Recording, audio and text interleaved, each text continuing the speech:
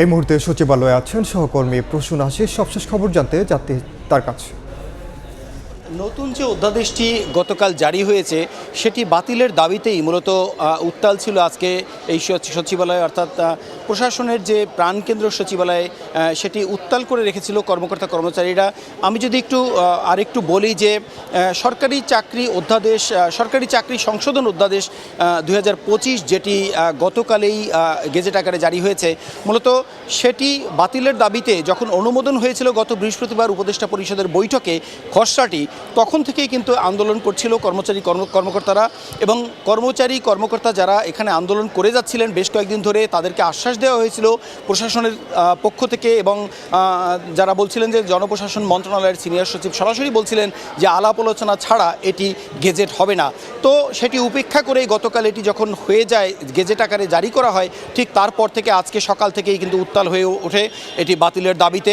আমরা সকাল থেকে যেটি দেখেছি, সকাল 11টার পর থেকে সমস্ত কাজকর্ম বন্ধ রেখে সমস্ত ভবন থেকে, যে কটি ভবন আছে সচিবালয়ের মধ্যে সবগুলো ভবন থেকে কর্মকর্তা কর্মচারীরা তারা কিন্তু নেমে আসেন নিচে এবং সচিবালয়ের একটি কেন্দ্রস্থল আছে যেটি বাণিজ্য ভবন এবং 6 নম্বর ভবনের সামনের একটি জায়গা, সেখানে তারা সমবেত হন।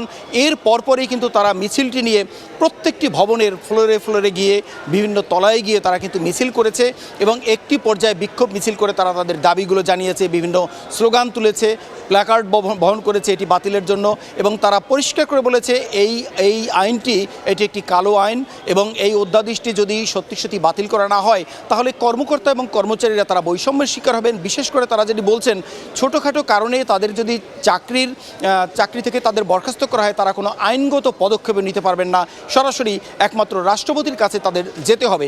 এরকম দাবির প্রেক্ষিতে তারা বলছে আজকে বিকেল 4টার মধ্যে এটি বাতিল করতে হবে, তা না হলে আগামীকাল থেকে তারা কঠোর আন্দোলনে যাবে এবং সারা দেশের কর্মকর্তা কর্মচারীদের নিয়ে তারা আন্দোলন গড়ে তুলবেন এবং সচিবালয় অচল করে দেবেন, এই দাবিটি তারা করেছেন। তো সবশেষে একটি তথ্য জানিয়ে রাখি, সেটি হচ্ছে ইতিমধ্যে কর্মকর্তা কর্মচারী ঐক্য পরিষদের পক্ষ থেকে আইন উপদেষ্টার সঙ্গে যোগাযোগ করা হচ্ছে, তারা একটি আলোচনার চিন্তা ভাবনা করছেন। এই ছিল মূলত সচিবালয়ের সবশেষ তথ্য। যদি আইন উপদেষ্টার সাথে আলাপের ভিত্তিতে নতুন কোনো তথ্য পাওয়া যায় সেটি আমরা জানিয়ে দিতে পারবো। সরাসরি যুক্ত ছিলাম সচিবালয়ে।